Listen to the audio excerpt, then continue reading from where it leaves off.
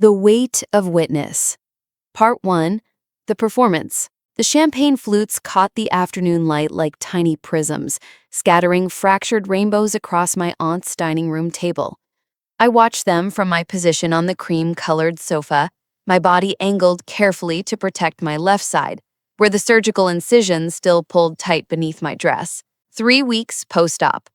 21 days since they'd opened me up and removed what had been growing there. Silent, insidious, threatening.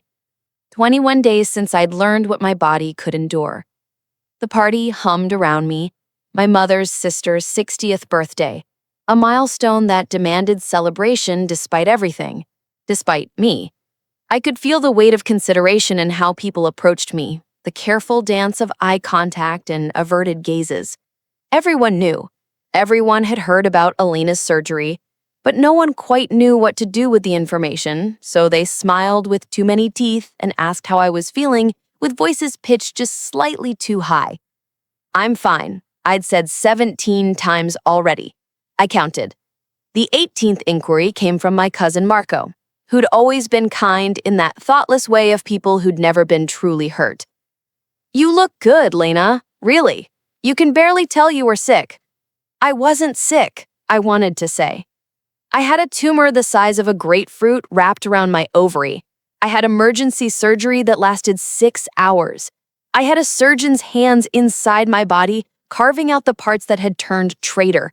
But I smiled instead, because that's what you do at parties. You perform wellness, even when your insides are still knitting themselves back together. Thanks, Marco. I'm getting there. He nodded, satisfied with this exchange of pleasantries, and drifted toward the dessert table. I watched him go, aware of the dull ache beginning to pulse where they'd cut me open. The pain medication had worn off an hour ago, but I'd been afraid to take more, afraid of seeming weak in front of my family. Afraid of giving my father more ammunition. Dr. Richard Castellano stood by the window with a cluster of relatives, holding court the way he always did. 58 years old, silver-haired, and straight-backed, with the kind of authoritative presence that made people lean in when he spoke. A respected anesthesiologist at Metropolitan General. He'd built his reputation on steady hands and steadier nerves. Nothing rattled him. Nothing impressed him either.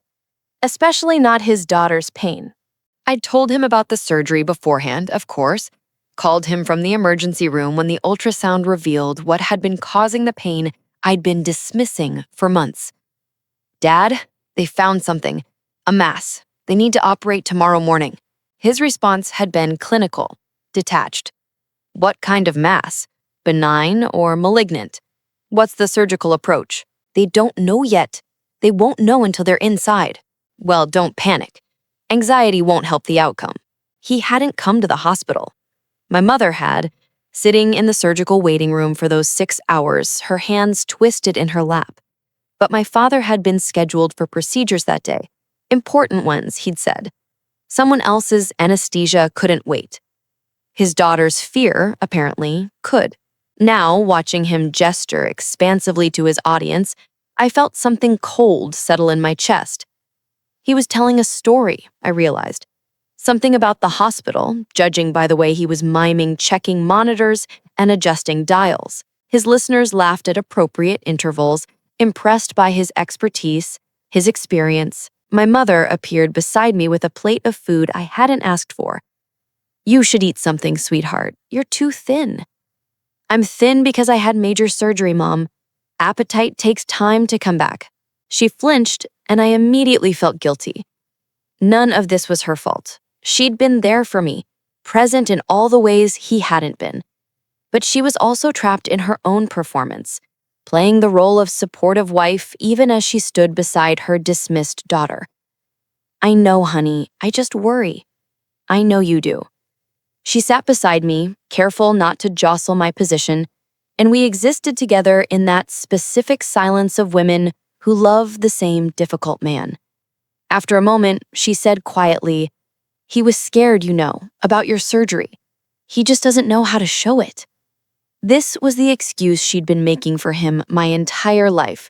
He's just not demonstrative. He shows love differently. He's under so much pressure at work. as if his fear, his stress, his inability to be emotionally present somehow trumped mine, as if I should be grateful for whatever scraps of concern he deigned to display.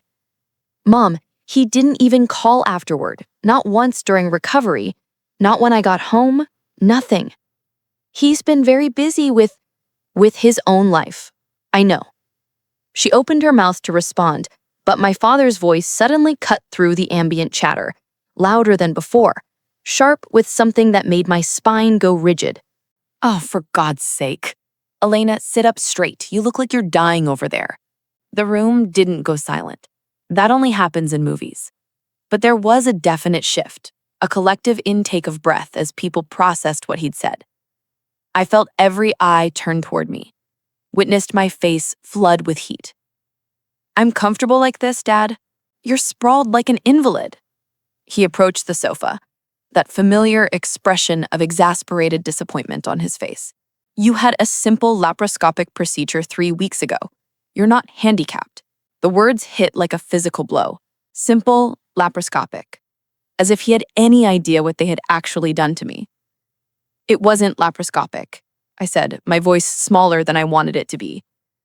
They had to do a full laparotomy. Open surgery. 6 hours. He waved this away like I was quibbling over semantics. Regardless, you're young, you're healthy. This prolonged recovery is unnecessary. You're being dramatic. Dramatic. The word he'd used my entire life whenever I expressed discomfort, pain, emotion. Whenever I needed something from him that he didn't want to give. Richard. My mother's voice was barely a whisper. A ghost of protest. What? I'm a doctor, Sarah. I know what reasonable recovery looks like. She's milking this for attention. Something broke open inside me then. Some carefully maintained dam of daughterly obedience. I'm not milking anything. I had a tumor removed. A complex surgery with complications. I'm following my surgeon's orders. Who's your surgeon? The question came out like a challenge. Let me guess. One of those overcautious types who treats every procedure like it's life-threatening. Probably gave you a 6-week restriction when 2 would suffice. Dr. Martin Reyes? I said, watching my father's face carefully. He's the chief of... I know who Martin Reyes is. Something flickered across his expression. Surprise, maybe. Or concern. Martin Reyes was a legend at Metropolitan General. Award-winning, pioneering, the kind of surgeon other doctors spoke about with reverence. But my father recovered quickly, his dismissiveness snapping back into place like armor. Well, even the best surgeons have patients who imagine themselves more fragile than they are. That's when the voice came from near the hallway. Deep, accented, unmistakably authoritative. Actually, Richard, in this case, the patient is demonstrating remarkable resilience given the severity of her condition. The room did go silent then. Part 2. The witness. I'd never seen my father's face do what it did. In that moment, the color drained from it like someone had pulled a plug, leaving behind a waxy pallor that made him look, suddenly, startlingly old. His mouth opened, then closed, then opened again, working soundlessly like a fish drowning in air. Because walking toward us, elegant in a charcoal suit with a glass of wine in hand, was Dr. Martin Reyes himself. My aunt rushed forward, flustered and apologetic. Martin, I'm so sorry. I should have introduced you earlier. Everyone, this is Dr. Reyes. He works with Richard at Metropolitan General. We met at a hospital fundraiser last year, and when I mentioned the party, he was kind enough to... You operated on my daughter? My father's voice came out strangled, disbelieving. Dr. Reyes stopped a few feet from the sofa, his dark eyes moving between my father and me with an expression I couldn't quite read. He was perhaps 50, with silver threading through black hair, and the kind of face that suggested he'd seen everything human bodies could endure and had learned to treat that knowledge with both gravity and grace. Elena Castellano, he said, and something in the way he spoke my name, with recognition, with respect, made my throat tight. Yes, I had the privilege of treating her, though I wasn't aware she was your daughter, Richard. She didn't mention it. Because I'd known. Even in the haze of pre-surgical fear and medication, I'd known that invoking my father's name would somehow diminish me, would turn me from patient to problem, would make my pain seem less legitimate. I didn't realize. My father was struggling, caught between his public persona and his private certainty that I was exaggerating. She told me it was a simple procedure, laparoscopic. Did she? Dr. Reyes's voice was mild, but there was something underneath it, something that made several people lean forward slightly. That's strange, because I spent considerable time explaining the nature and scope of the surgery to Elena before we proceeded. It was anything but simple. He turned to me then, his expression softening. How are you healing? Any complications with the incision? Pain management adequate? It's okay. I was aware of everyone watching, my father's colleagues and family members, all these witnesses to whatever was unfolding. The pain is manageable. I'm just tired a lot. That's completely normal. Your body underwent significant trauma, a 12-centimeter incision, 6 hours of surgery. We removed a dermoid cyst that had grown to 9 centimeters and had begun to necrose. It was attached not just to your ovary, but had adhesions to your bowel and bladder. We had to be exceptionally careful to preserve your fertility while excising the mass. Each word landed like a stone in still water, rippling outward. I watched comprehension dawn on faces around the room. The actual severity of what I'd been through, the reality my father had been dismissing as theatrics.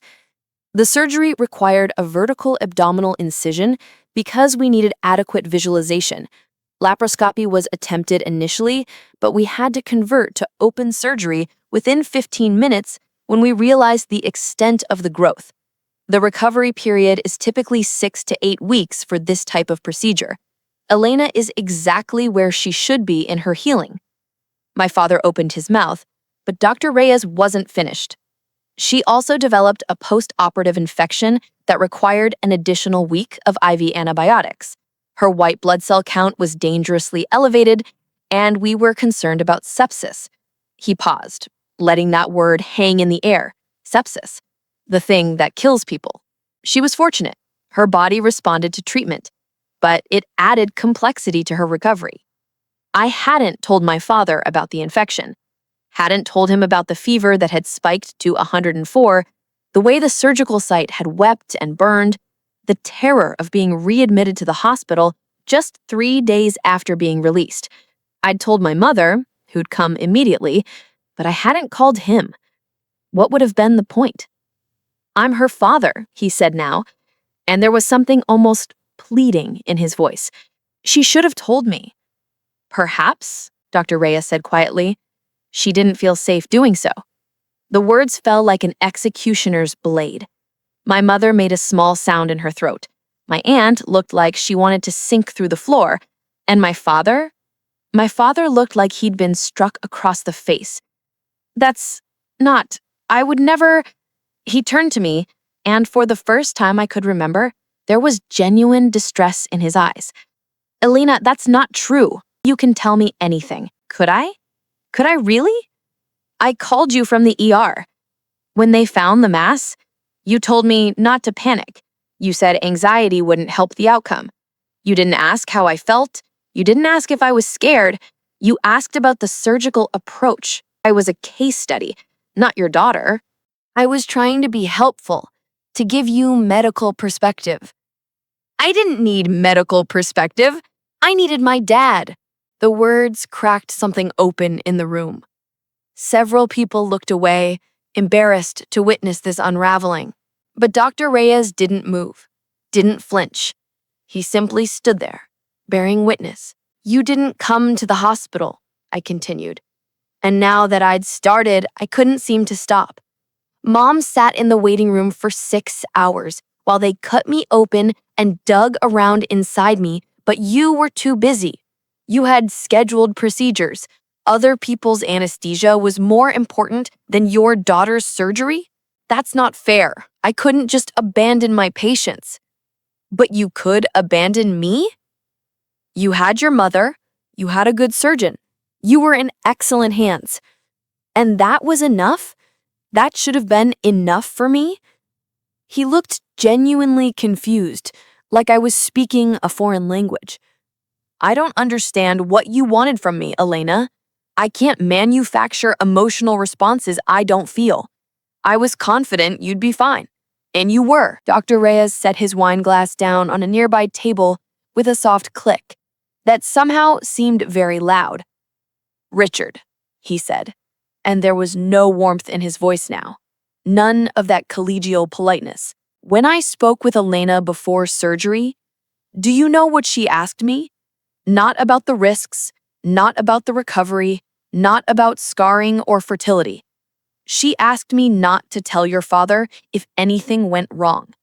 She made me promise that if there were complications, if she didn't make it through the surgery, I wouldn't inform you until after the fact. My mother gasped. My father went very still. She was terrified, Dr. Reyes continued, not just of the surgery, but of disappointing you, of seeming weak in your eyes. She apologized for crying during the pre-op consultation, apologized for being scared, as if fear in the face of major surgery was somehow a character flaw. I never said. You didn't have to say it, Richard. She learned it from years of being told her pain wasn't real, her emotions were excessive, her needs were too much. He paused, and when he spoke again, his voice was softer but somehow more devastating.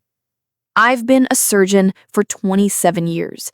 I've seen many patients, many families, and I can tell you this.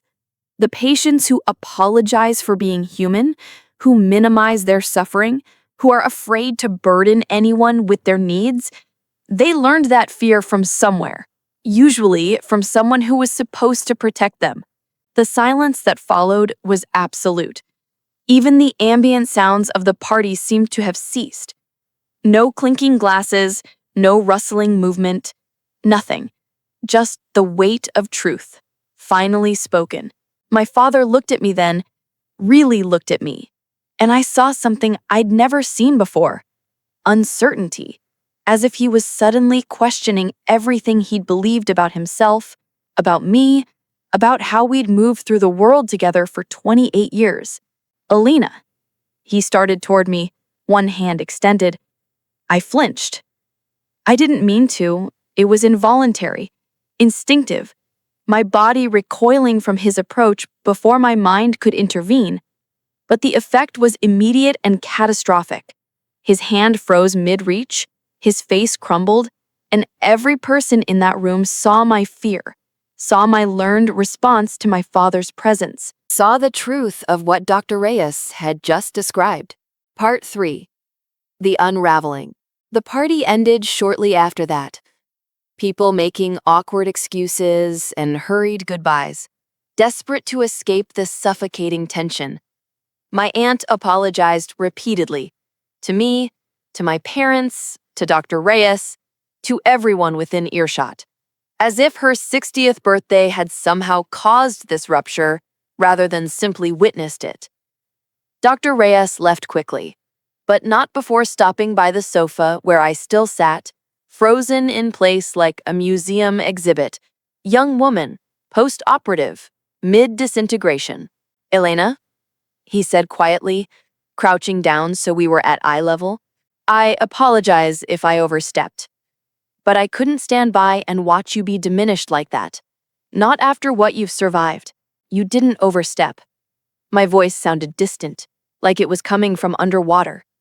You told the truth. That's not the same thing. He studied my face for a moment, then reached into his jacket pocket and produced a business card. This has my direct office line. If you need anything during your recovery, medical or otherwise, please call. You deserved better care than what you received, and I don't just mean in the operating room. After he left, my mother drove me home in silence. My father had disappeared somewhere. The bathroom, the backyard, some hiding place where he could avoid the wreckage of his own creation. I was grateful for his absence. I couldn't have sat in a car with him right then without screaming or crying or both. Elena, my mother said as we pulled up to my apartment.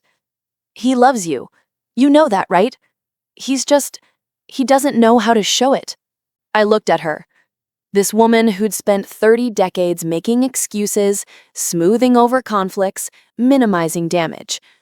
Mom, if someone loves you in a way that makes you feel smaller, is that actually love? Or is it just possession? She flinched like I'd slapped her. That's not fair, isn't it? Be honest. When was the last time Dad made you feel valued, appreciated? When was the last time your feelings mattered more than his comfort? She stared straight ahead through the windshield, her hands gripping the steering wheel. Marriage is complicated. That's not an answer. It's the only answer I have right now. I got out of the car, moving slowly, protecting my incision. Before I closed the door, I leaned down and looked at her. I love you, Mom, but I can't watch you disappear anymore. And I won't disappear with you. Inside my apartment, I took my pain medication and lay down on my bed, staring at the ceiling. My phone buzzed with texts from cousins checking in, friends who'd heard what happened, my aunt apologizing for the 40th time. I ignored them all except one from my best friend. Holy shit, Marco just told me everything. Are you okay? Need me to come over? I'm okay, I typed back. Weirdly okay. Like something that needed to happen finally did. Your dad is a fucking asshole. But at least now everyone knows it.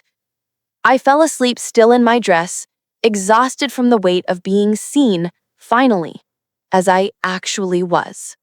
Part 4. The Reckoning. The fallout began on Monday morning. I learned about it from Maya, who worked in the hospital's administrative offices. She called me at 9 a.m., her voice tight with barely suppressed glee. Elena? Oh my God, Elena, you need to hear this. What happened? Your dad. He's in deep shit. Career-ending deep shit. I sat up too quickly, wincing as my incision pulled. What are you talking about? Dr. Reyes filed a complaint with the Medical Ethics Board about your father's behavior at the party, called it unprofessional conduct unbecoming of a physician, said it raised serious questions about his judgment and his ability to treat patients with empathy and respect. The room tilted slightly. He did what? More than that. He apparently went to the chief of anesthesiology and shared what happened, said he was concerned about your father's fitness to practice. Elena, people are talking. Everyone's talking. The whole hospital knows. I should have felt vindicated, triumphant even. But instead, I felt something more complicated. A mixture of relief and guilt and fear. Is my dad? Is he okay? Why do you care? Good question. Why did I care? After everything, why was my first response concern for him? Because that's what daughters of difficult men do. We've been trained our entire lives to prioritize their comfort over our own truth. I don't know, I admitted. Maybe I don't. Maybe I'm just used to caring. Well, you should know, he's denying everything. Saying Dr. Reyes misunderstood, that it was taken out of context, that he was just concerned about your recovery and it came out wrong. Of course he was. Men like my father never own their damage. They reframe it, recontextualize it, make it somehow not their fault. But here's the thing, Maya continued. Dr. Reyes didn't go alone to the chief of anesthesiology. He brought other witnesses. Your aunt confirmed everything. So did her husband. And apparently, someone recorded part of the party on their phone, and it includes your dad calling you dramatic and saying you were milking it for attention. It's on video, Elena. He can't deny what everyone can see and hear. I closed my eyes, trying to process this. The private humiliation, now public. The family shame, now hospital-wide knowledge. How's my mom? I don't know, but your dad's been called into a meeting with the Medical Ethics Board tomorrow.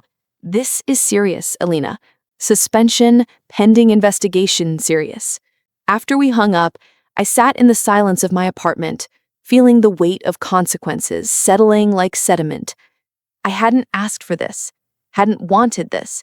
I just wanted my father to see me, to acknowledge what I'd been through, to offer the bare minimum of parental support. Instead, I'd gotten a public reckoning I'd never requested. My phone rang again. My mother this time. "Elena?" Her voice was thick with tears. "What have you done?" "What have I done, Mom? I didn't do anything. I didn't file any complaint. I didn't report Dad. This was Dr. Reyes. You embarrassed him. You embarrassed our whole family, in front of his colleagues, his boss, everyone. Do you have any idea what this is doing to him? To us?" The familiar guilt rose up, automatic and choking. But underneath it, something else stirred.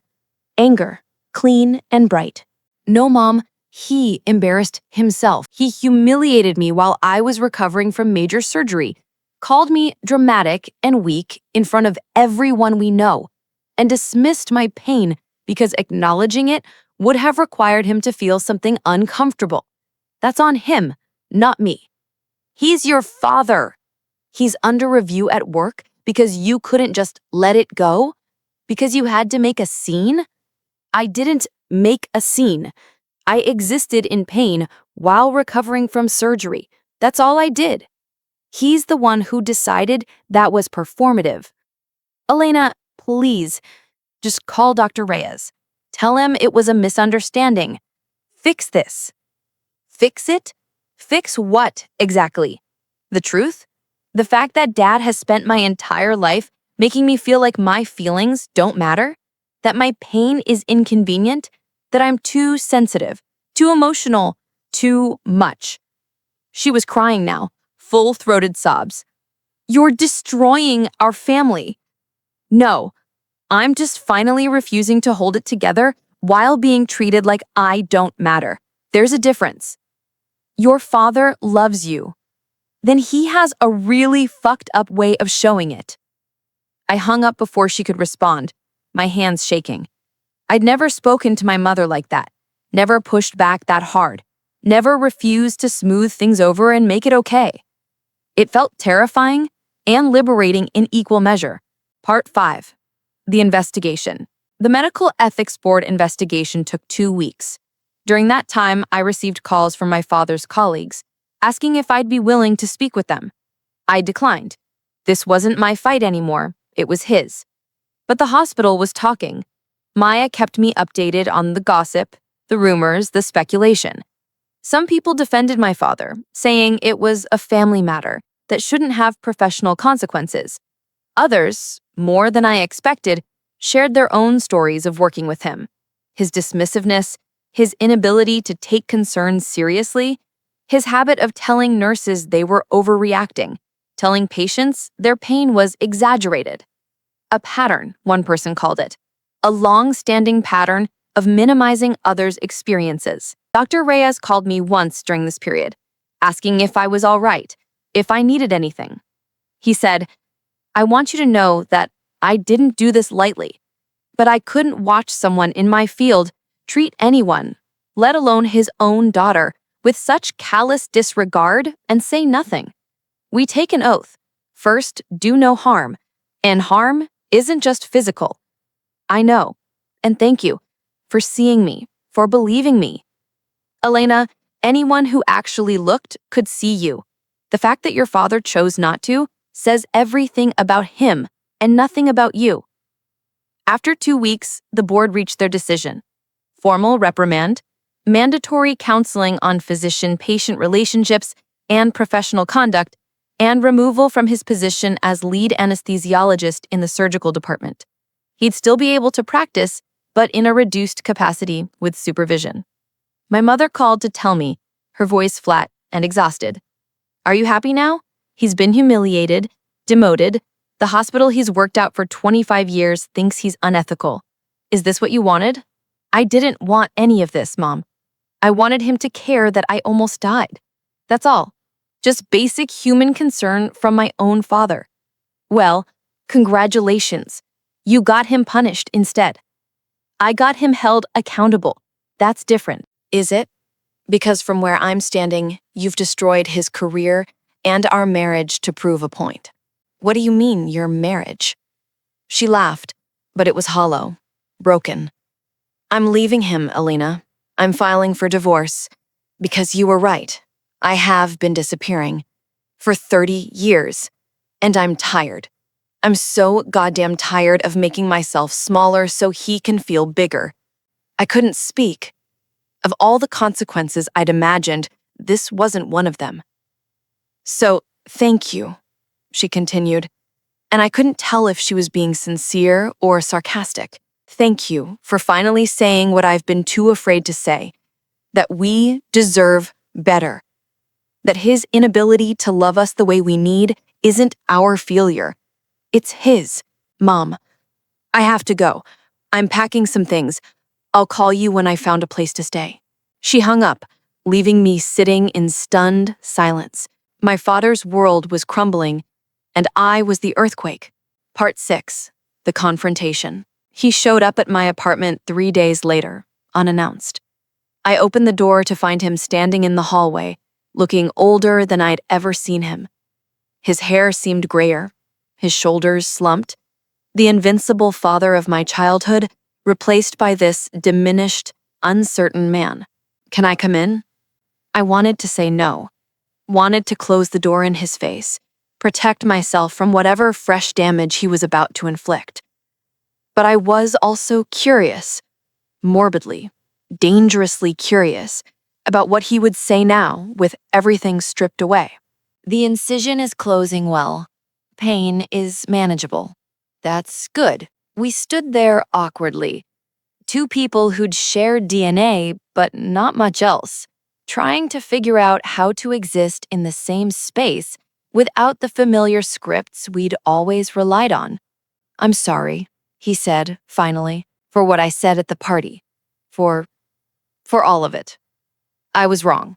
I waited, because I'd learned that apologies from men like my father often came with caveats, with excuses, with ways of taking back what they'd just given.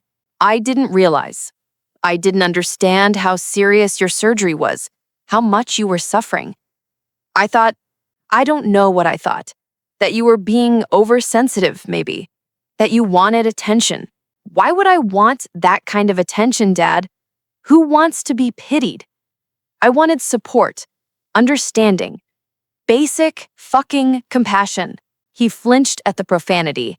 I'd never cursed in front of him before. You're right. You deserved that. You deserved better than what I gave you. So why didn't you give it to me? This was the question, the real one underneath all the others. Why had he been incapable of offering even the minimum of emotional presence? He sat down heavily on my couch, looking defeated, because I don't know how. I was raised by a father who believed emotions were weakness, who told me that doctors couldn't afford to feel too much, or we'd be destroyed by what we saw. So I learned to compartmentalize, to separate myself from the suffering around me. And I got so good at it that I couldn't turn it off. Not even for you. That's not an excuse, Dad. I know. I know it's not. But it's the only explanation I have. I sat across from him, maintaining distance, protecting myself. You called me dramatic. You said I was milking my recovery for attention. You dismissed me in front of everyone, made me feel like my pain was invalid. Do you have any idea how much that hurt? I do now. Dr. Reyes, he made me watch the video from the party. Made me see myself through everyone else's eyes. And Alina, I barely recognized myself.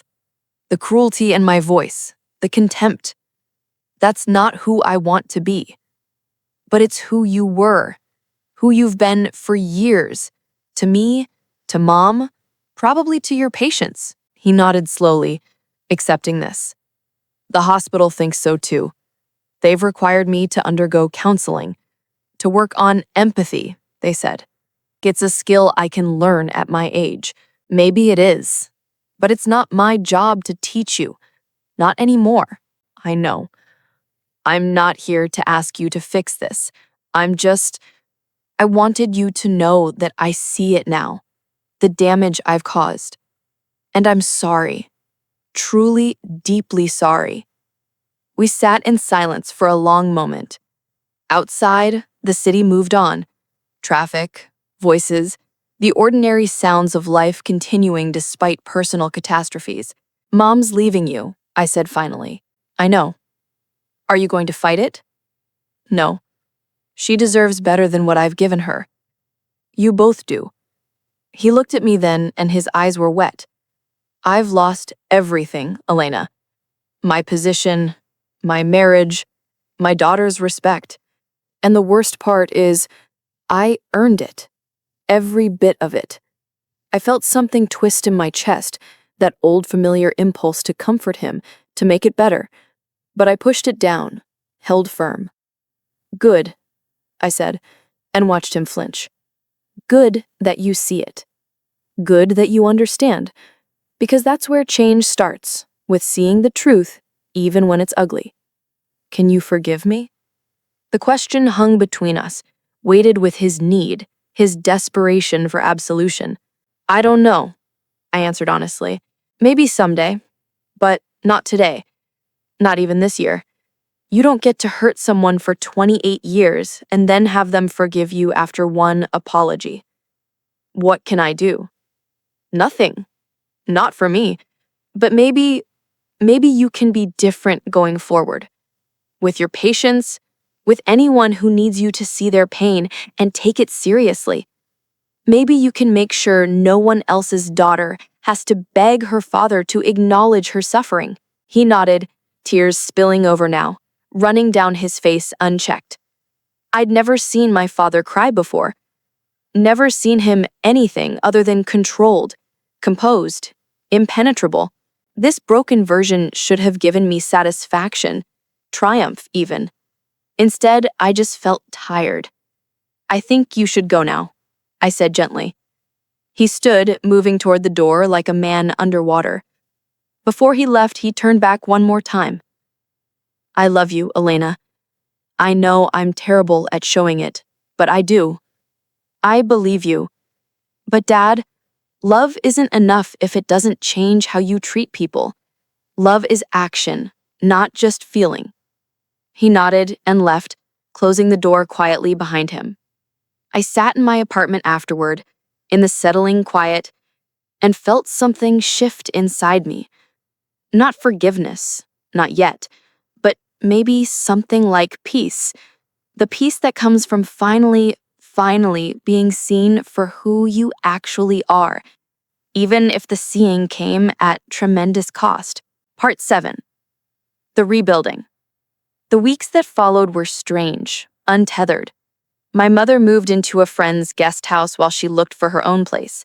She called me often, trying to rebuild our relationship outside the shadow of my father's presence. We were learning to be mother and daughter without the intermediary, without having to navigate around his moods and judgments. "I'm proud of you," she told me one afternoon over coffee, "for standing up for yourself, for not backing down. I'm sorry it cost you your marriage." She smiled sadly. "Elena, my marriage ended years ago. I just finally filed the paperwork. At the hospital, things shifted too. Maya reported that several nurses had come forward with their own complaints about my father, nothing severe enough for discipline individually, but collectively painting a picture of someone who consistently minimized pain, dismissed concerns, made people feel small for needing help. One nurse said he told her to stop being so sensitive when she flagged a patient's pain levels as concerning, Maya told me. The patient ended up having internal bleeding that could have been caught earlier if he'd listened. I thought about all the people my father had touched in his career, all the ways his emotional unavailability had rippled outward, affecting not just his family, but everyone who'd ever needed him to take their suffering seriously. Dr. Reyes called me 6 weeks post-op for a follow-up appointment. In his office, he examined my incision with careful professional hands, asking about my pain levels, my energy, my return to normal activities. "You're healing beautifully," he said. "The scar will fade over time. You should be able to resume full activity in another 2 weeks. Thank you for everything, not just the surgery." He sat back in his chair, regarding me thoughtfully. Elena, I want you to understand something. What I did at that party, speaking up the way I didn't do it to destroy your father's career. I did it because I've spent my entire professional life trying to treat patients as whole human beings, not just bodies on a table. And when I saw someone in my own field treating his daughter, his patient in a sense, with such fundamental disrespect for her experience, I couldn't stay silent. I know. And I'm grateful. But I also feel guilty about what happened to him. May I tell you something I've learned in 27 years of cutting people open? I nodded. The body doesn't lie. It tells the truth about trauma, about damage, about what's been endured. And emotional trauma leaves scars just like physical trauma does. They're just harder to see. Your father spent years inflicting those invisible wounds, dismissing your pain, making you doubt your own reality. What happened to him wasn't your fault. It was the natural consequence of his own actions finally being witnessed by people who couldn't look away. He's in counseling now, trying to change. Good. That's good. But Elena, his growth, his redemption, that's his work to do, not yours. You don't owe him your forgiveness, your time, or your emotional labor while he figures out how to be a better human being. You've already survived. Everything else is optional. I left his office feeling lighter somehow, like he'd given me permission to stop carrying my father's consequences. Part 8. The recovery. 3 months after the surgery, I went back to work. I was a graphic designer for a small firm, and my boss had been incredibly supportive during my recovery, sending flowers and telling me to take all the time I needed. My first day back, my coworkers welcomed me with a small celebration. Nothing elaborate, just cake and coffee and genuine warmth. "We missed you," my colleague Jenna said, hugging me carefully. "How are you feeling?" "Really?" "Really? I'm good. Better than I've been in a long time, actually." It was true. The physical healing was nearly complete. Just a pink line across my abdomen now, tender but no longer painful. But the emotional healing had been more profound. Without the weight of my father's judgment, without constantly second-guessing my own reality, I felt like I could breathe fully for the first time in years. Maya and I met for dinner one evening. Our ritual Thursday night hang that had been paused during my recovery. Over pasta and wine, she filled me in on the latest hospital gossip. So your dad's been reassigned. He's doing anesthesia for outpatient procedures now. Minor stuff. They're monitoring him closely. How's he doing? Honestly, people say he's different, quieter, more attentive. One of the surgical nurses said he actually apologized to her last week for being dismissive about a patient concern 6 months ago. Unprompted, just walked up and said he'd been thinking about it and realized he'd been wrong. I absorbed this, unsure how to feel. That's good, I guess? Elena, it's fucking weird is what it is. Richard Castellano apologizing? Hell must have frozen over. She studied my face. Are you okay with all this? With how everything went down? I think so. I didn't want to ruin his career, but I also couldn't keep pretending that how he treated me was okay. Someone needed to see it, to say it out loud. Dr. Reyes is kind of a hero for that, honestly. Most people would have just stayed quiet, avoided the awkwardness. He said something to me during my follow-up. He said the body doesn't lie about trauma, that it tells the truth even when we try to hide it. Deep, but also true. Your body was literally screaming that something was wrong for months before you finally got help, right? I nodded. Had been having symptoms for nearly a year. Pain, irregular periods, fatigue. But I'd dismissed them, minimized them, told myself I was being dramatic. My father's voice in my head even when he wasn't in the room. I almost died because I'd learned to ignore my own pain, because I'd been taught that my discomfort wasn't real, wasn't valid, wasn't worth addressing. If I'd waited even another month. But you didn't. You listened. You got help. You survived. Barely. Barely still counts. We sat in comfortable silence for a moment, the restaurant buzzing around us with other people's conversations, other people's lives. Your mom came by the hospital last week, Maya said eventually. She was meeting with HR about something. She looked good, Elena. Lighter. Younger, almost. My mother had found an apartment near the downtown area, a small one-bedroom with lots of natural light. She'd started painting again, something she'd given up when she married my father because he'd said it was a waste of time, that she should focus on more practical pursuits. Now her apartment was filled with canvases, with color, with evidence of reclaimed creativity. She's getting her life back, I said. Finally, so are you. Yeah, I guess I am. Part 9. The boundary. My father reached out occasionally. Careful, tentative messages asking how I was, if I needed anything, if we could maybe meet for coffee. I responded politely but distantly, not ready to rebuild what had been broken, not sure I ever would be. 4 months after the party, he sent a longer message. Elena, I know I have no right to ask anything of you, but I wanted you to know that I've been working with a therapist who specializes in attachment and emotional availability. She's helping me understand the ways my upbringing damaged my ability to connect, to empathize, to be present for the people I love. I'm learning that my father's coldness wasn't strength. It was cowardice.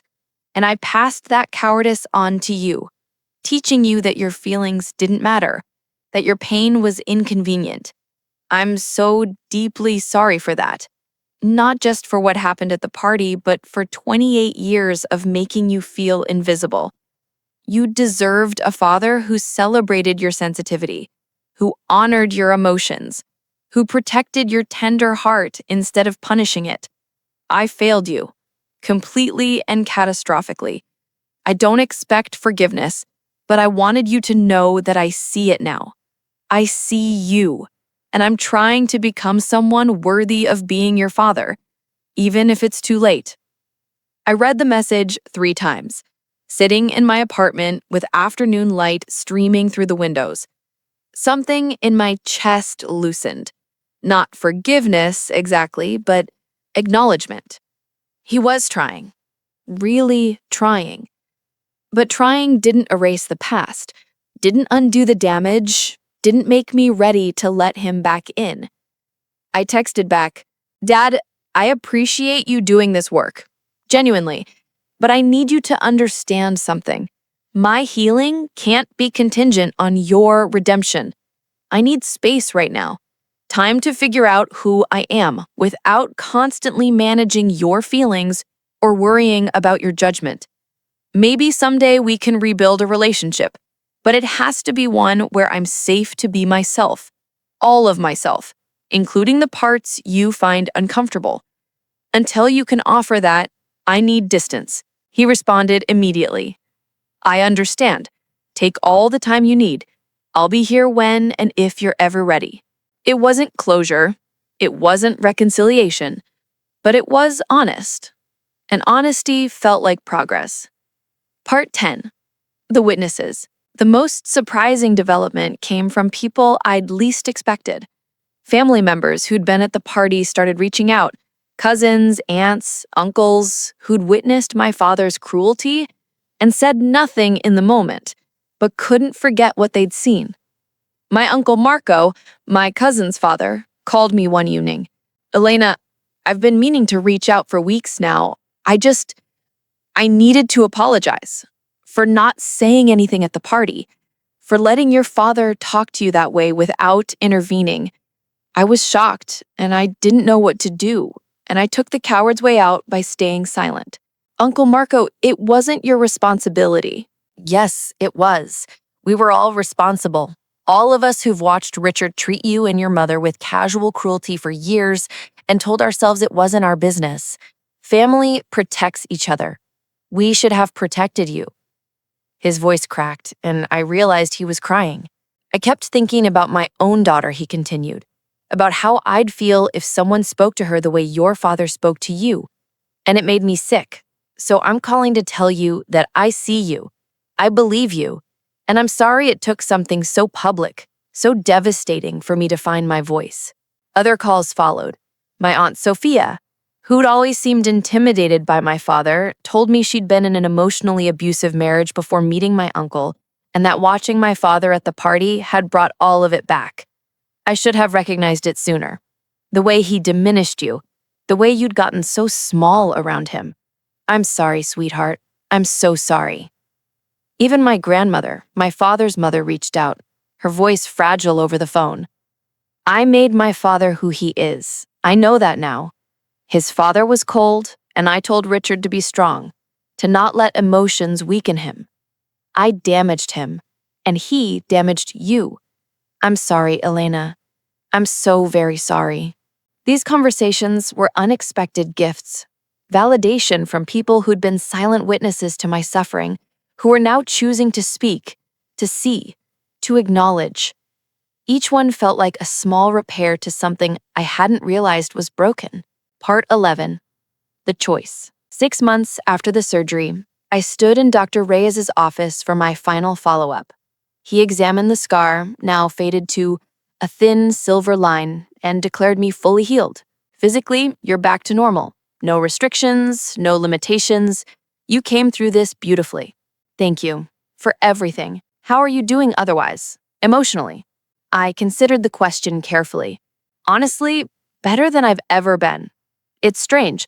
I went through this traumatic experience, this life-threatening surgery, and somehow came out stronger, more certain of myself, less willing to accept being diminished. Trauma can do that sometimes, break us open in ways that let the light in, if we let it. My therapist said something similar. She said sometimes we have to be broken to realize how strong we actually are. Wise woman. He stood, extending his hand. It's been my privilege to know you, Elena. Take care of yourself. And remember, you survived. Not everyone does. Walking out of the hospital that day, I felt something shift completely.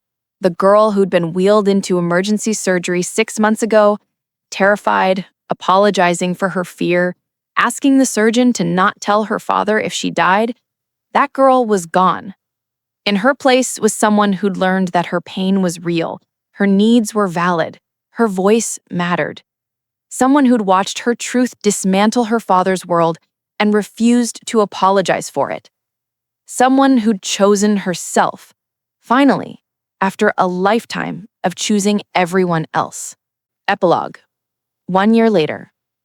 The invitation arrived on thick cardstock, my mother's handwriting elegant across the envelope.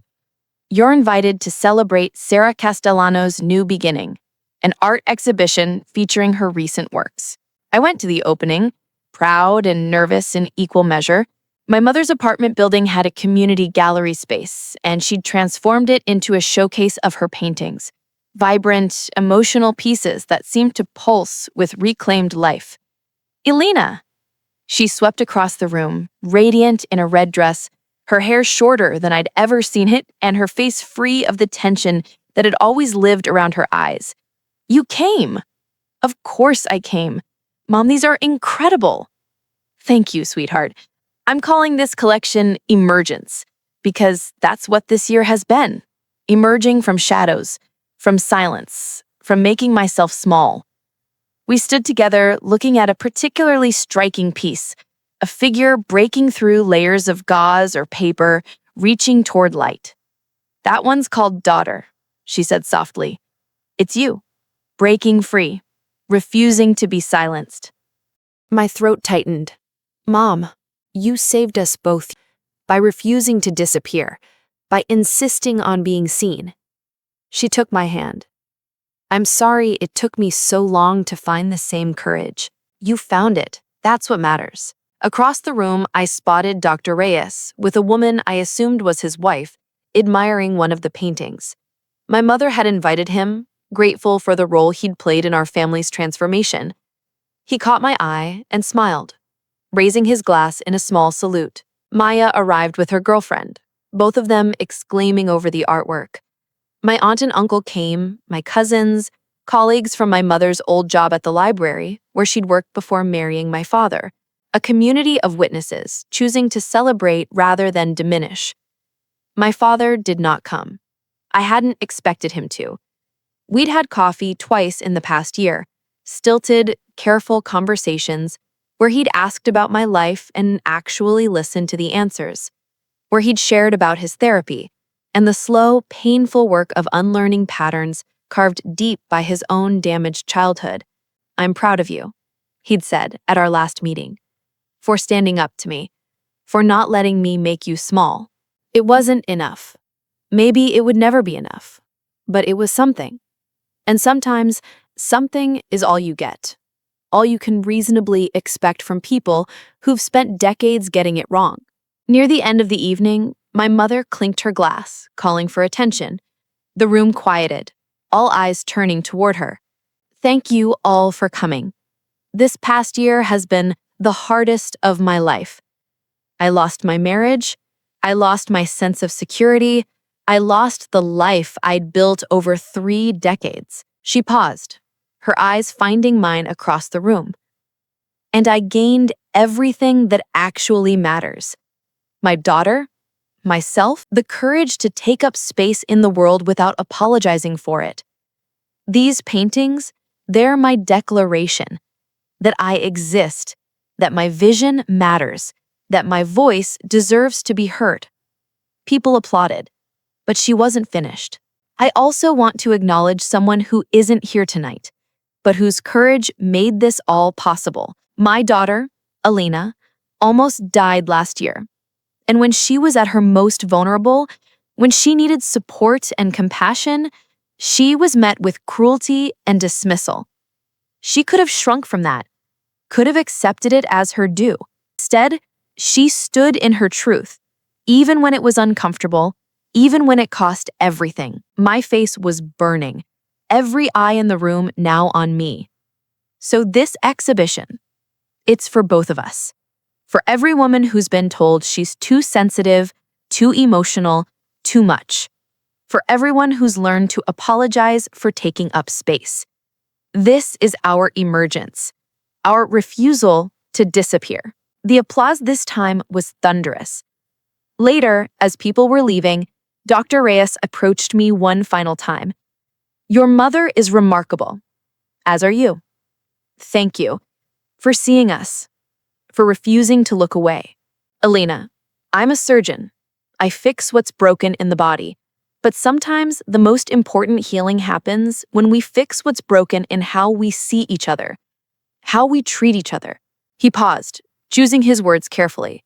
"What happened at that party, what followed, it wasn't just about you or your father.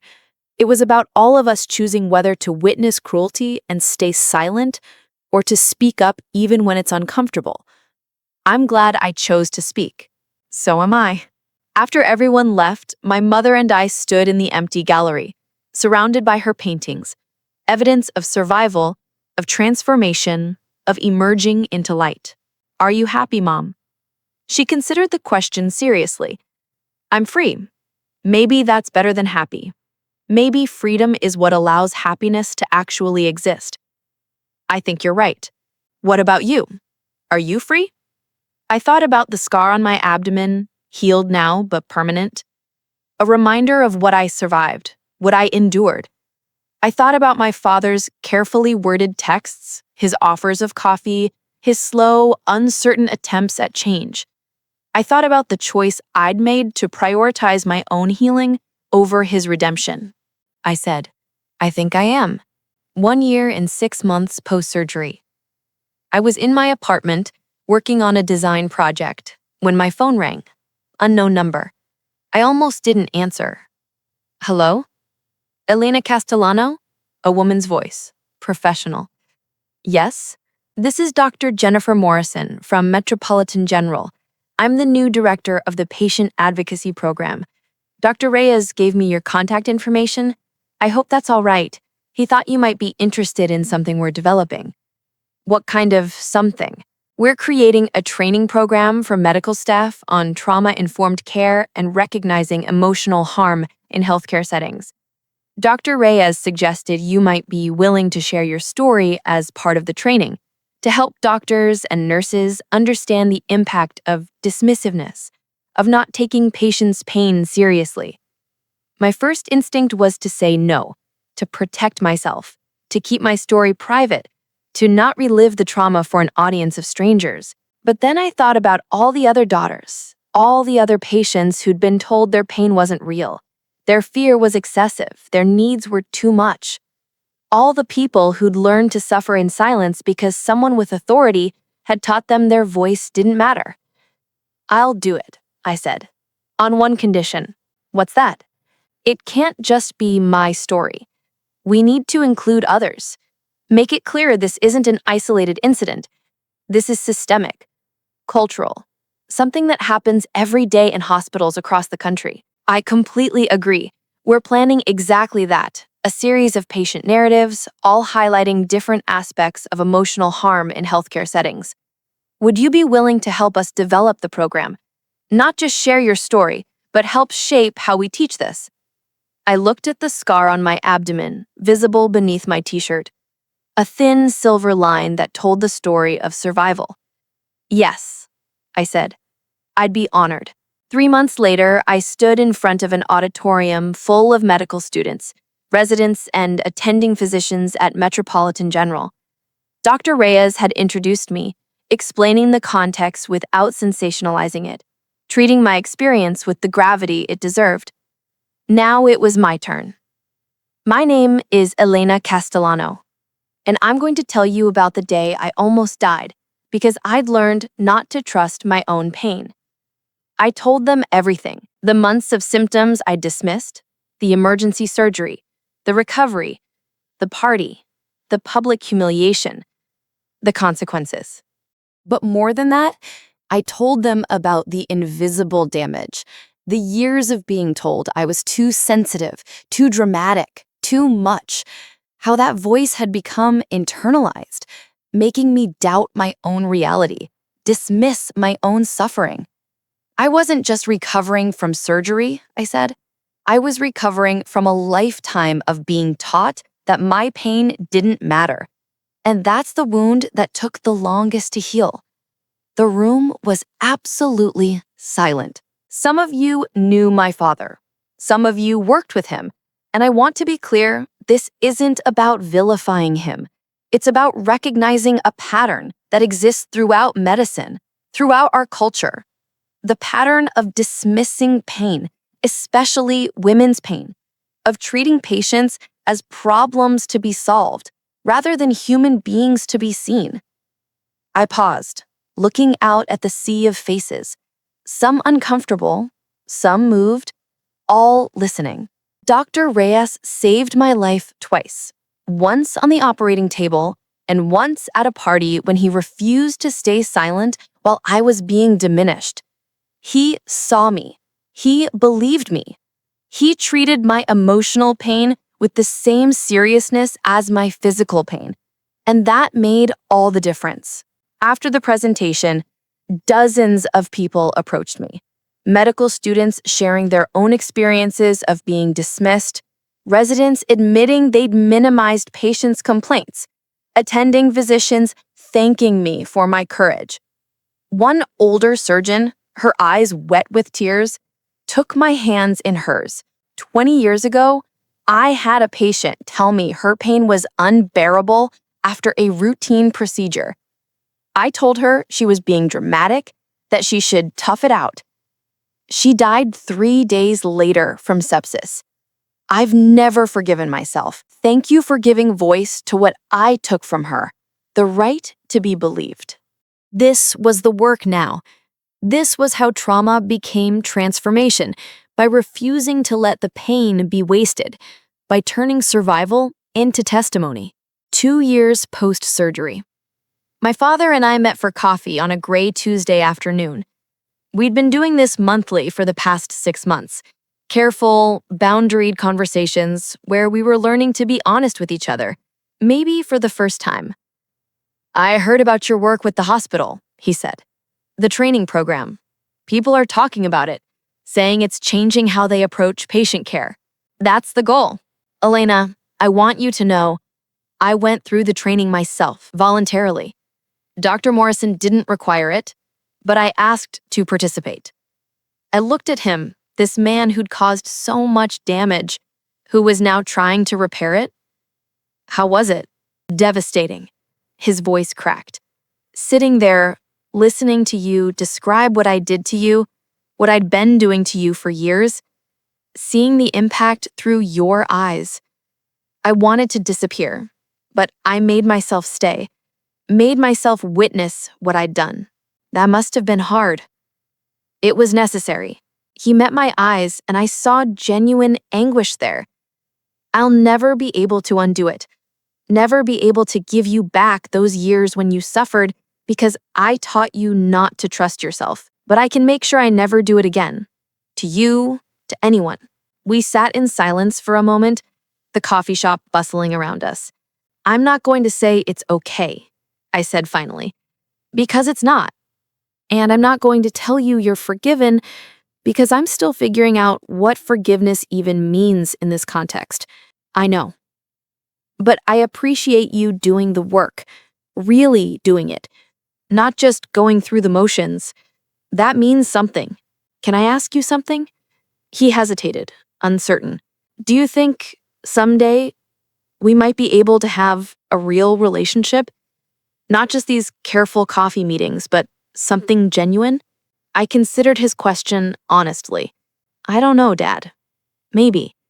But it would have to be a relationship where I'm free to be myself. Emotional, sensitive, all the things you used to punish me for. Where my feelings matter as much as yours. Where I don't have to manage your comfort at the expense of my truth. I want that. I'm working toward that. Good. Keep working. And maybe someday we'll get there. It wasn't a happy ending. It wasn't reconciliation or restoration, but it was honest. And honesty was more than we'd ever had before. 3 years post-surgery, the scar had faded to almost nothing, just a faint line you'd only notice if you were looking for it. But I found myself touching it sometimes, remembering. Not the pain, but the survival. The strength I'd discovered when everything broke open. I'd started dating again, carefully, mindfully, with clear boundaries and a commitment to never making myself small for someone else's comfort. There was a man, a kind man, a therapist actually, who looked at me with genuine interest and asked about my work, my mother's paintings, my healing journey, who never once suggested I was too much or too sensitive. You're remarkable, he'd said on our third date, after I'd explained the training program, the advocacy work, the way I'd turned trauma into testimony. I'm just someone who refused to disappear. That's what makes you remarkable. My mother had her second exhibition that spring, even more successful than the first. She'd started teaching art classes to women leaving difficult situations, helping them find their voices through color and canvas. We'd become genuinely close, no longer connected primarily through shared suffering, but through mutual respect and admiration. On the 3-year anniversary of my surgery, I visited Dr. Reyes's office one final time. I wanted to thank you, I said, for everything. For saving my life, yes, but more than that, for seeing me, for refusing to look away. Elena, you saved yourself. I just provided the medical intervention. Everything else, standing in your truth, refusing to accept dismissal, turning your experience into advocacy, that was all you. You gave me permission to be seen. That mattered more than you. He smiled, that gentle smile that had comforted me in my most terrified moments. Then we saved each other. You reminded me why I became a surgeon, not just to fix bodies, but to honor the humans inside them. Walking out of the hospital that day, past the training center where my story now helped educate new doctors, past the patient advocacy office where others were finding their voices, I felt something complete. Not healed. Healing isn't linear, isn't final, but whole, integrated. All the broken pieces of myself gathered up and reassembled into something stronger than before. The scar on my abdomen told the story of survival, but the rest of me told the story of refusing to disappear, of insisting on being seen, even when the seeing cost everything, of learning that dignity isn't given. It's claimed. And once claimed, it's yours to keep. I didn't set out to destroy my father's career or end my parents' marriage. I just set out to exist in my pain without apologizing for it, to take up space without making myself smaller, to believe my own reality even when authority figures denied it. The consequences that followed weren't my responsibility. They were the natural result of truth finally being witnessed by people who couldn't look away. Sometimes that's all it takes to change everything. One person who refuses to pretend. One witness who speaks up. One moment of honesty that cracks open years of silence. I was the person who refused to pretend. Dr. Reyes was the witness who spoke up. And that party, that terrible, exposing, necessary party, was the moment that changed everything. Not because I wanted revenge or vindication, but because I finally chose myself. And in choosing myself, I gave my mother permission to do the same, gave other patients permission to trust their pain, gave my father a chance, unwanted, uncomfortable, but ultimately necessary, to become someone better. The weight of witness, it turns out, is tremendous. But so is the freedom that comes when someone finally sees you, really sees you, and says, your pain is real. Your voice matters. You deserve better. 3 years later, I'm still learning what better looks like. But at least now, I believe I deserve it. And that belief makes all the difference.